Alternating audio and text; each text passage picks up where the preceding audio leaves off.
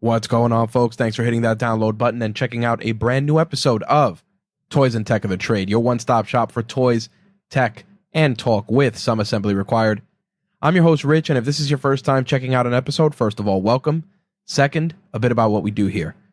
Toys and Tech of the Trade is an interview series where we sit down with content creators, entrepreneurs, and awesome folks that are on our radar and discuss the gadgets, the gear, and the tech that they use to create their content, run their businesses, and more importantly, be more productive.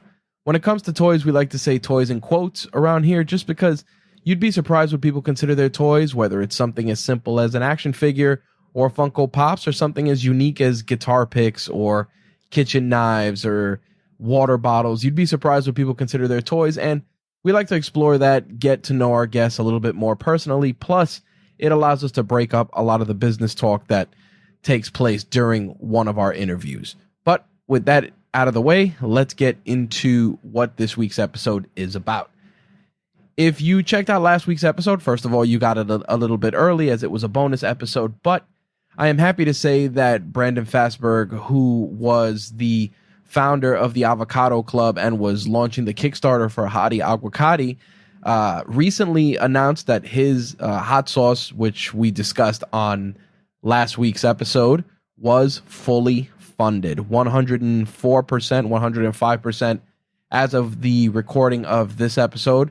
Huge congrats to Brandon for that. An amazing campaign, and it's still in progress. So if you want to check it out, you want to check out the hot sauce, by all means, make sure to check out the link in the show notes for this episode. I got my bottle a little bit ahead of schedule, but I did back the campaign, and I got to tell you, I love hot sauce. I'm a big hot sauce connoisseur, and a couple of things made me want to have this conversation with Brandon. Number one, he was a fellow creator. Number two, he was a fellow New Yorker. Number three, he actually lives in the same borough as me, which is Queens.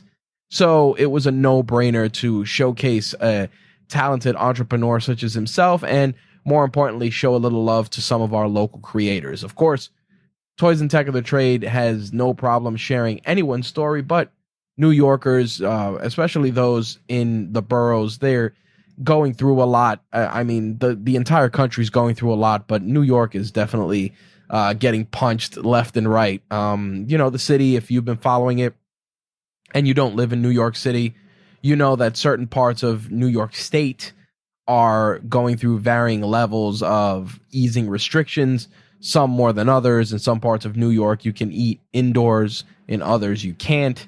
And that's impacting a lot of the restaurants and local food scene, especially in New York City, in the boroughs. Those people are really hurting. And the fact that Brandon's campaign, they're taking money from that campaign and putting it towards helping some of those restaurants and some of those entrepreneurs is definitely noble. And I'm really, really glad that I got to share his story with all of you, and the fact that it hopefully helped get his project funded. So I figured I'd share that update with you folks.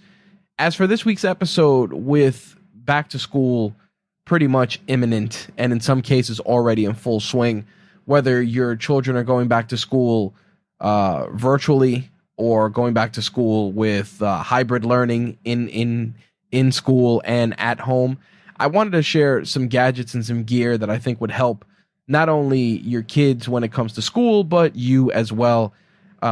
This is, I guess, a part two of our work from home series that I shared when I was actually working from home with my day job, which obviously I'm not doing currently as I'm laid off, but still, nonetheless, you would be surprised how vital it is to have a fully working space, not only for yourself, but for your kids as well.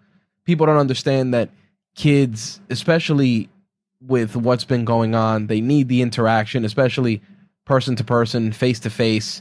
The virtual thing, it's cool and all, but much like us grown-ups, kids get distracted easily. And I know plenty of parents already who are experiencing many different challenges.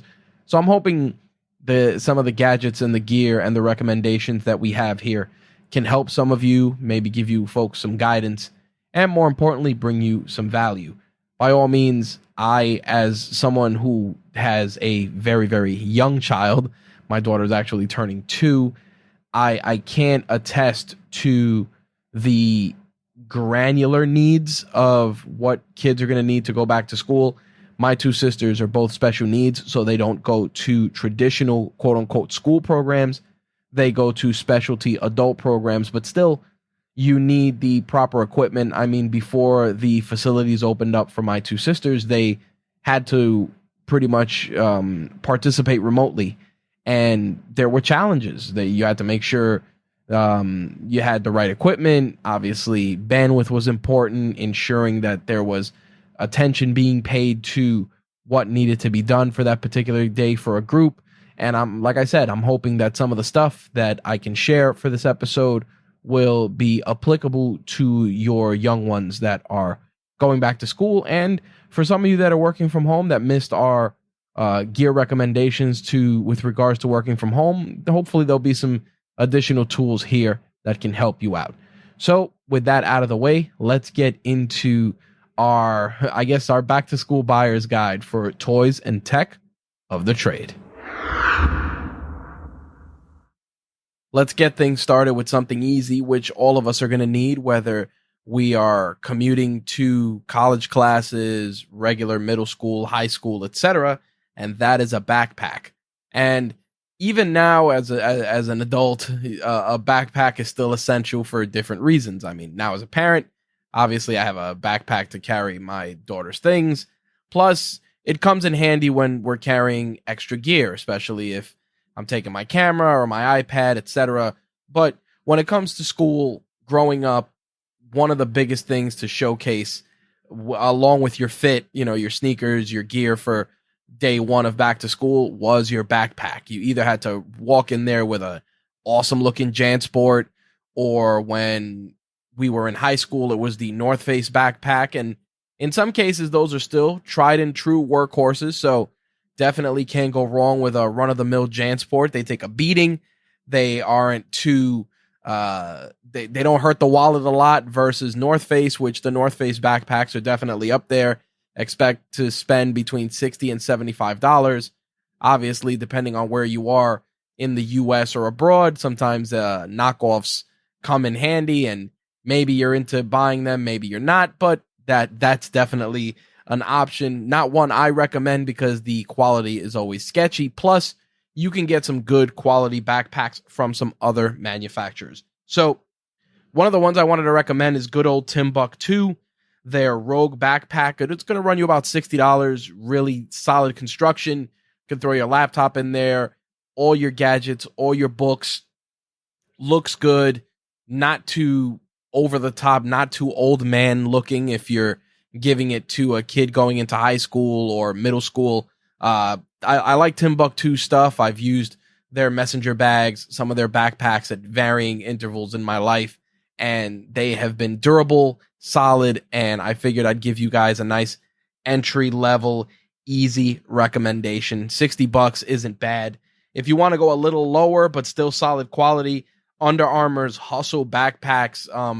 Growing up, Under Armour was one of those things, especially as I got older, that was performance, geared towards performance, athletes, etc. But over the last 5 or 6 years, they've really become a full-fledged lifestyle company. I mean, The Rock has been a big part of that with some of his stuff, some of the athlete partnerships. But one of the things that's really impressed me are their gym bags and backpacks. I was actually in a Dick's Sporting Goods here in New York, and I got to see some of the backpacks, and I was really impressed with the Hustle backpack. I actually contemplated buying it because gyms started opening up here, and I didn't want to wear a duffel bag because with gyms being open, locker rooms are closed, and in some cases, depending on the gym, they may open the lockers, but I just didn't feel comfortable putting my stuff in there. So I didn't want to lug around a duffel bag throughout the gym, so I was looking at backpacks, and I got to be honest, the Under Armour Hustle backpack definitely got my attention. Has a little pocket on the bottom to put your sneakers, and I figured throw in some lifting straps, a few other things, my training log, and some additional gear, and it was great. But obviously, from a non-gym rat application, I think for any school kid or college kid, the backpack is solid. Great construction, takes a beating. All the usual Under Armour refinements are there. Great waterproof has great waterproof capabilities. Like I said, holds a ton of stuff, and it looks, most importantly, it looks nice. It looks fashionable, and more importantly, it is functional. Now, if you got some deeper pockets and you want to give your kids something with a little more clout, a little more versatility, Razer, which does some really awesome laptops, which are expensive, actually does peripherals and backpacks and stuff. And their Mobile Edge backpack, which I actually saw at Micro Center recently, really impressed me. So much so that I said to myself, if I were commuting to an office, I would definitely use it. Lots of pockets, lots of places to store your gadgets and your gear. Headphones, if you're a big Beats person, there's a nice spot to put your headphones. You can put a laptop in there and books as well. But like I said, more importantly, looks cool, can definitely start some conversations. So if your kid's going to school and you want to splurge a little bit, give them a really awesome backpack, got to recommend that Razer Mobile Edge. But again, from a value standpoint, especially in the current economic climate, I got to be honest, all of these are all solid. Different price points I wanted to give everybody, but a good old JanSport still gets the job done, like I said. But we'll make sure to include links to some of these other backpacks that I mentioned, and you will be free to choose. Now, if your kids or even you are doing any sort of remote work, whether it's calling into a conference call via Zoom or Microsoft Teams, or your kids are using Zoom, one of the most important things is a good microphone. And I know with the current climate, it is impossible to find webcams, microphones, all of the usual stuff. So I get it and I empathize with you, but I got to tell you, things are slowly starting to creep back up. I'm starting to see more webcams in stores. I'm starting to see more microphones in stores. Headset mics. I mean, if your kid is a gamer, a headset microphone in a jam will definitely work depending on the device that you have. They can unplug their microphone right out of their Xbox or their PlayStation and boom, throw it right into their PC or laptop and still be able to engage and listen to their classes, their professors, etc. But if you have the ability to score the following when it comes to microphones, they'll definitely improve your audio quality and they won't break the bank. It's a no-brainer. You got to recommend the Blue Snowball. Blue microphones have been tried and true for as far back as I can remember. When I was podcasting and I started with a Logitech headset, shortly after moving away from headsets and exploring some different microphones, I ended up picking up a Blue Snowball. It was great. Easy USB mic that you can just plug and play. Doesn't cost a lot. Helps you sound clear, audible, and more importantly, especially if you're trying to present or your child is interacting in a group setting, you want a good microphone. Blue Snowball, can't go wrong. The Ice, which is the round one, is really, really good. There's obviously higher tier Blue microphones you can get that are expensive, and they do equally as good, but a Blue Snowball Ice is a easy no-brainer when it comes to microphones. But the podcaster in me also can't help but recommend Audio-Technica's ATR 2100. The ATR 2100 was a great podcasting microphone, but the best thing about it, besides it having the ability to be used with a mixer due to its XLR ports, you can plug it in via USB, and it also has a headphone jack that your kids can just plug a pair of headphones right into it, and that's another way to get good audio. That one should run you between $59 and $69. Like I said, if you want something a little bit more versatile, you can go that route. But the Blue Snowball is probably one of the easiest choices I can recommend. One of the easiest mics I can recommend in a sea of choices. Like I said, easy on the wallet and great sound quality. And you can pick up a Blue Snowball pretty much anywhere. You don't have to rely on Staples or any of the usual places. Best Buy carries them if you have Micro Center, Amazon, of course. Even GameStop, depending on the area that you're in. Sometimes GameStop actually has the Snowball microphone. So check any of those places. We'll make sure to put links in the notes for this episode. Now, when it comes to webcams, there's a lot of choices out there, some better than others. The high-end choice would be the Razer Kiyo, which I like because the Razer Kiyo webcam has a built-in ring light, which obviously to light your face, make you look a little bit better on camera. It's a no-brainer. It usually runs about $99, but it is impossible to find.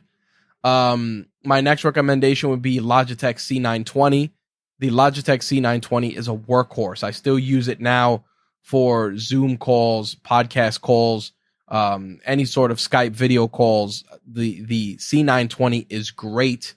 The 922, I believe, now has a cover to add a little bit more privacy, which is one of those things which, if you're someone who is concerned about that sort of thing, the C920 doesn't have a cover. You can buy an aftermarket privacy cover.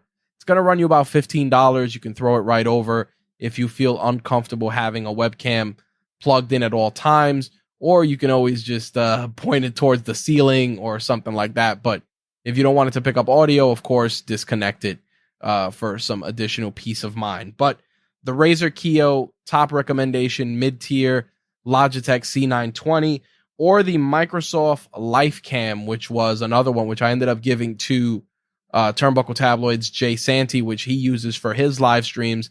Again, great cameras, clear pictures, HD, make you look nice. But more importantly than a good camera, as always, lighting is another thing to focus on, depending on if you're someone working from home and you want to have just a good presence. Lighting, definitely make sure to, if you're by a window, use the natural light from a window, which is always good.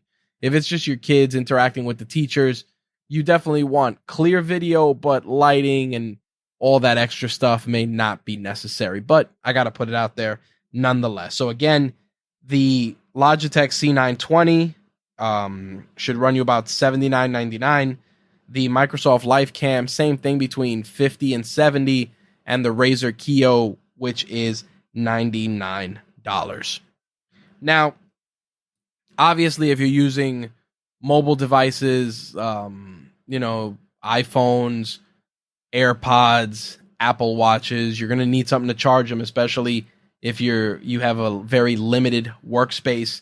Logitech actually came out with a really cool docking system, which I actually ordered because it was out of stock at my local Micro Center. And basically, you can throw your AirPods on there, the ones that have wireless charging. You can throw your Android or iOS devices there with iOS charging, and your Apple Watch. And it's a nice little all-in-one unit that you can throw on your desk. It's going to run you about $119 to $120. And the reason I'm recommending it in back-to-school instance is because if your kid's going to be using their phones heavily, or you're going to be relying on using the Apple Watch to message your kids to see if their studies are done, or if the Zoom class is done and you don't want to interrupt them, you're going to need to charge all of the stuff, and nothing is worse than a bunch of wires running across your desk, especially if you don't have a dedicated home office space. If your kid is using dining room table, living room table, eat-in kitchens, whatever, you kind of want a place where they can dump all of their gear to charge, and more importantly, reduces the wire clutter. And it's not terrible. Like I said, it's going to run you about $119, $120 for the Logitech dock that I'm recommending. Of course, you can go cheaper. You can get an Anker. Anker makes lots of great wireless docks that you can use. And of course, there's plenty of other third-party ones on Amazon. But the only reason I don't like recommending those is because the quality is questionable. You may run into an instance where your iPhone may be charging great, but your AirPods may not, or maybe you're not getting the proper voltage. And that's something that always concerns me if I had to recommend any sort of weird third-party docks from companies I don't know. Logitech is battle tested. Like I said, I ordered one because I currently have a Tilt wireless dock, and then I use the cable to charge my AirPods, and then I have a separate dock for my Apple Watch. Just too much clutter on the desk, and try to definitely want to keep it neat. So that is definitely a recommendation as well. Now, when it comes to note taking, obviously pen and paper, can't go wrong. After pen and paper, I got to recommend Microsoft OneNote. I am a huge Microsoft OneNote user. Obviously, you can use Evernote, things like that. But Microsoft OneNote, if you already have any sort of Microsoft Office in your home, Microsoft OneNote should come with it. And I believe as of this episode, I want to say you can even get Microsoft OneNote for free. Love it. It works on your mobile device. It works on tablets. It works on your PC. And it even has a web-based version you can use as well. You can take notes. You can record. You can take audio notes. It is an incredibly versatile piece of equipment. So much so that I actually use it to do show notes for episodes of Toys and Tech of the Trade. Used it for My Take Radio when I learned about it. There's so many great uses for OneNote that I cannot recommend it enough. If you want something versatile for your kids to be able to take notes, synced across multiple systems, even across devices, whether it's, laptop, desktop, tablet, mobile device, I cannot recommend Microsoft OneNote enough. It has been awesome, and I love using it. If you got a little extra coin, of course, you can get any decent note-taking app for your iOS device if your kid is using something like an iPad. If your child is using a Chromebook, you cannot go wrong with Google Keep, which is Google's note-taking, one of the many note-taking things that Google offers besides their little office suite that they have.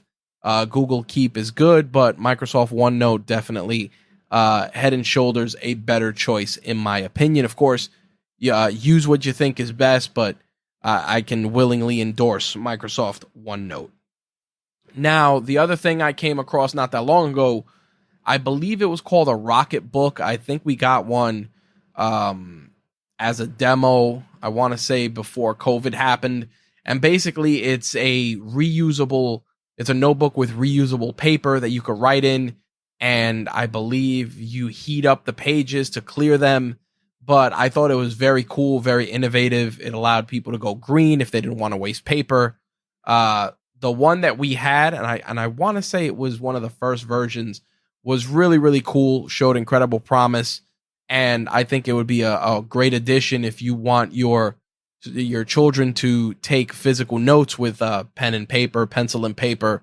The Rocketbook is definitely a solid recommendation. Not as cheap as the good old spiral notebooks that you can get for 25 cents, but if you want to add a little extra, a little extra tech to your kids' schoolwork, the Rocketbook is a solid choice. But like I said, pen and paper still does the job, and if you're going to go fully digital, Microsoft OneNote is my choice.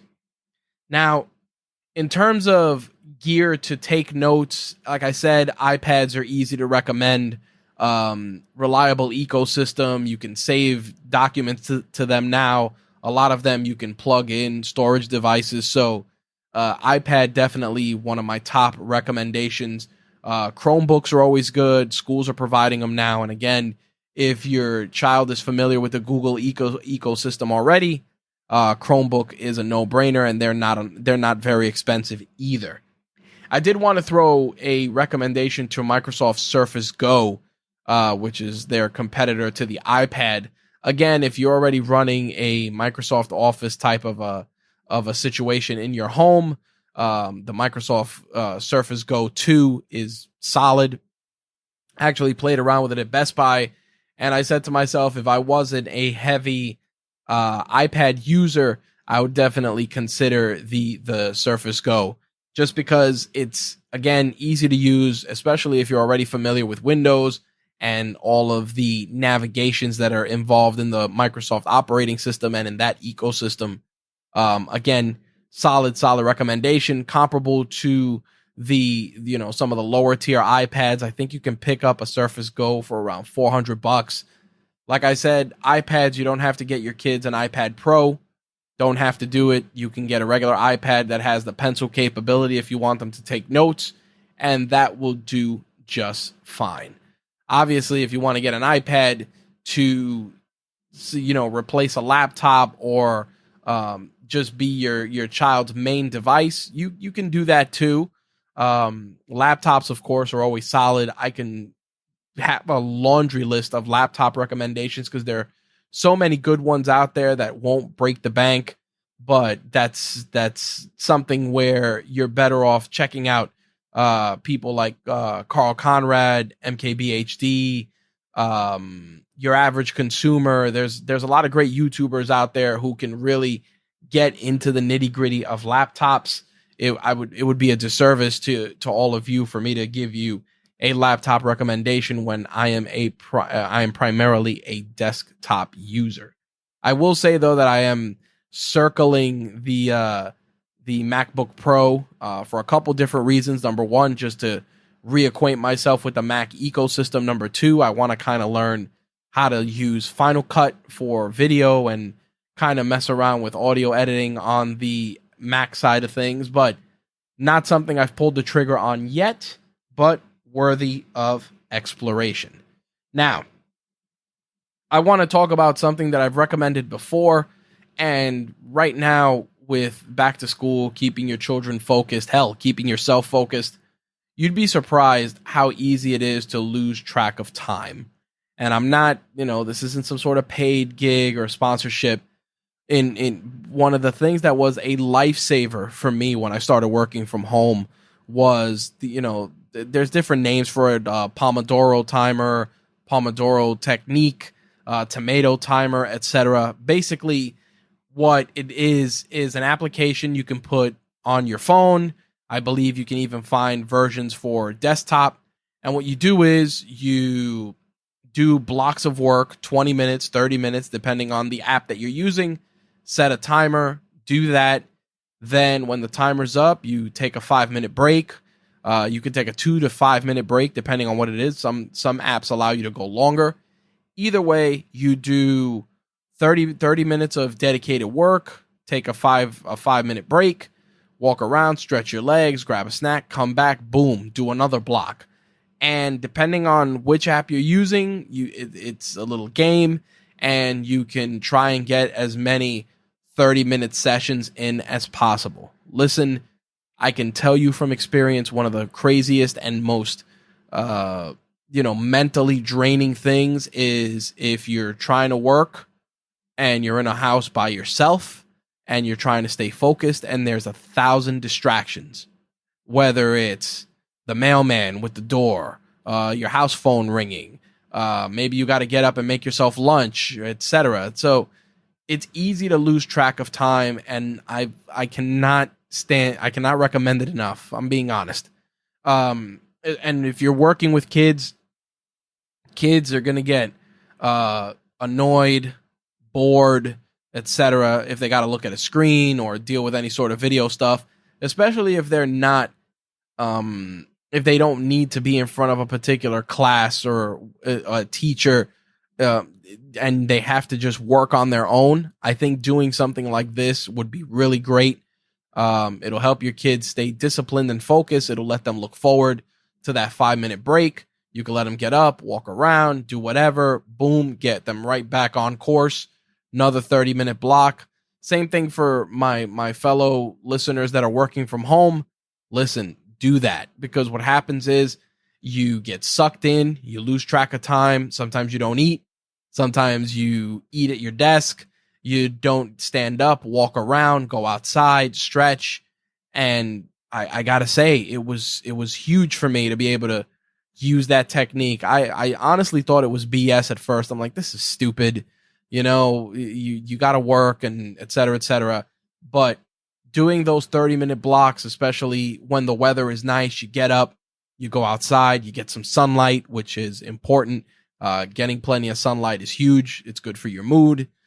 Good to get vitamin D in your system, etc. That, look it up, Google it, you'll see what I'm talking about. But I'm serious. Doing it that way has been huge. And when my daughter was born, it was easy to get up, go pick her up, give her lunch, et cetera, et cetera. I made sure to structure my breaks so that I can get up, give her lunch, do all this stuff. And this was when she was smaller. Now that she's bigger and running around the house, it's a different ball game. But when she was smaller and not moving around as much, you'd get up, or I would bring her chair into the room and, get up, take a break, pick her up, go carry her outside, get some air, etc. I'm telling you, it sounds crazy. It sounds ridiculous. Try it out. I'll give you a couple of different app recommendations. What I use on iOS, which I believe it's called the Tomato Timer, and I'll see if I can find something for Android, desktop, etc. You won't regret it. I'm telling you. And I think that's a good way to bring it home. I mean, the only other thing I have to say is dedicated workspace. So I wasn't going to go into this, but I figured this would be the last bit of knowledge I can throw everyone's way. Dedicated workspaces are key. You need to have a way to separate from home mode to work mode. You need to have a way for your kids to go and really separate from being in the house to, quote unquote, being in the classroom. Set up a quiet space. Figure out where it can be. Quiet corner in the dining room, quiet corner in another room, and really, really hone in on making it a space for productivity. Listen, you don't have to go and buy a big $70 desk from Staples or something crazy like that. You can go to your local IKEA, pick up a tabletop. I believe it's the Lindemann. They're usually about $8 to $10 for a small tabletop. Legs are $4 a piece. For less than $50, you can have a desk set up for your kids. Again, it's something small. It's not something that is mandatory, not something I think you should go out of your way to do. But I definitely feel that separating your workspace from everything else just makes you more productive. If you sit on your couch in your living room and you think that that's your workspace, I hate to tell you, it's very easy to turn on that TV remote and put on Netflix, and before you know it, just have the show playing in the background, and you've watched 3 episodes of whatever show you're watching and you didn't get work done. Same thing with kids, very easy. If you're expecting them to do their schoolwork and they got their Xbox in their room with everything else, it's not going to work. Definitely, if you can and you have the space, dedicated area to get work done. Like I said, a desktop in IKEA is cheap. Smaller sizes, less than $10. Obviously, you want colors, bigger sizes, it'll be a little more. But $10 for a tabletop, $4 a leg. So $16. Like I said, less than $50. You can get a desk and you can set it up for either yourself or your child to get work done. I'll throw descriptions and links for that in the show notes for this episode just to give you folks an understanding. My workspace right now is actually composed of 3 IKEA tabletops. So I have one, I believe it's a 56-inch long tabletop, which is my main station, has 2 monitors, my mixer, my keyboard, etc. And then I have 2 desks on the side that I believe they're 39.5 inches long. Lindemann, all Lindemann tabletops, and I have it set up in a U configuration with, like I said, the bigger 59-inch desk serving as like the battle station, the main hub. I can write here if I wanted to. I can work on the computer, have both monitors, take calls, etc. I have the desk to the left of me, which I like to call my shooting table. That's right by a window, so it gets natural light. I can use it to photograph some of the stuff that we review, record unboxing videos, etc., which you're going to be seeing a lot of those in the coming weeks. And to my right is another desk, which is, I like to call it the guest desk. It has an extra microphone if I have an in-studio podcast guest, but a lot of times my wife uses it as her workstation. She sets up her laptop when she's working from home, and she can be in here getting work done, again, separate, not in the dining room, not in the living room. That way my daughter can have time to herself, watch her shows, not be driving my wife nuts, mama.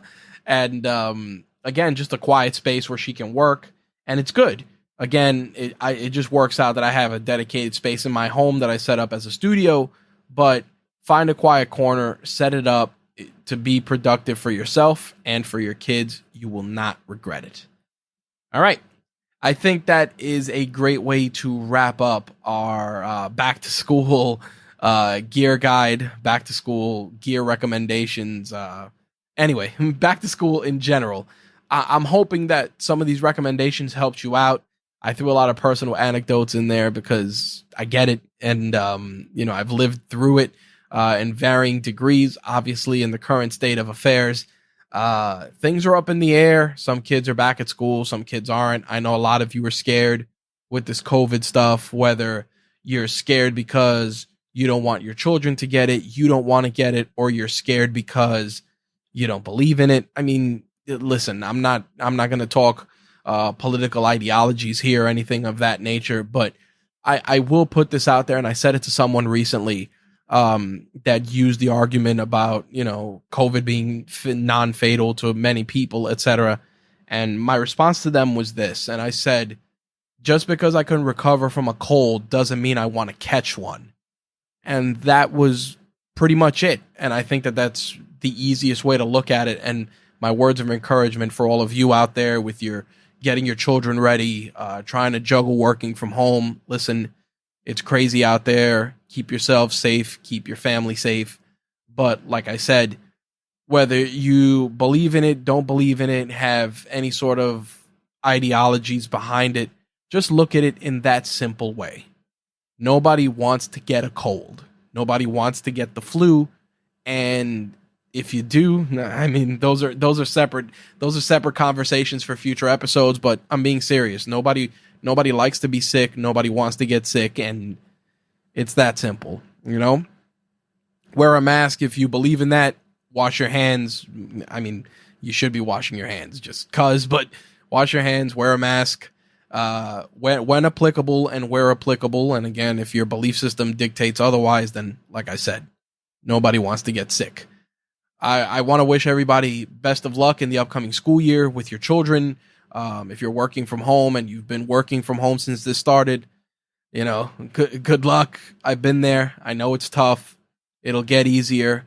And that's the best way to close things out. Best of luck. See you guys with a brand new episode of Toys and Tech of the Trade in 2 weeks with some great guests to close out September. And we're going to just keep cranking with some amazing guests that we got on deck. Different creators, different people that are going to share their stories, which I hope can impact and enlighten and educate you in your entrepreneurial journeys. And just if you're curious to see how people live on the other side of the tracks.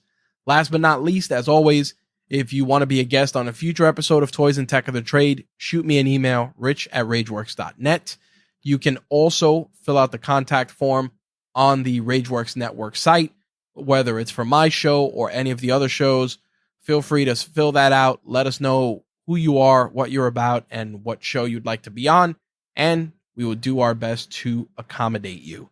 Last but not least, if you're using any of the podcasting hosting services such as Podit, Matchmaker, etc., Toys and Tech of the Trade is on there. So if you're interested in being a guest, you can use those services as well.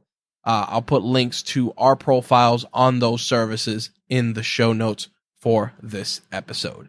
And the only call to action I have is if you like this episode, please take a moment, give us a rating on iTunes or Google Podcast or the service that you're using to consume this show. We would really, really appreciate it. Every review helps us when it comes to social proof, when it comes to getting guests. We want to see if your audience is engaged, etc. It only takes a second. If you thought we did something great, a 5-star review is always welcome. And if you got an extra minute or two and you want to write something meaningful, by all means, feel free to share it. I think we're going to start reading those on air. So if you want to get your 5 seconds of fame, get a little plug out there, leave a written review. We will do our best to share it on the platform that you're leaving it on. Thank you guys for listening. We'll see you guys in 2 weeks, and I'm out of here. Peace.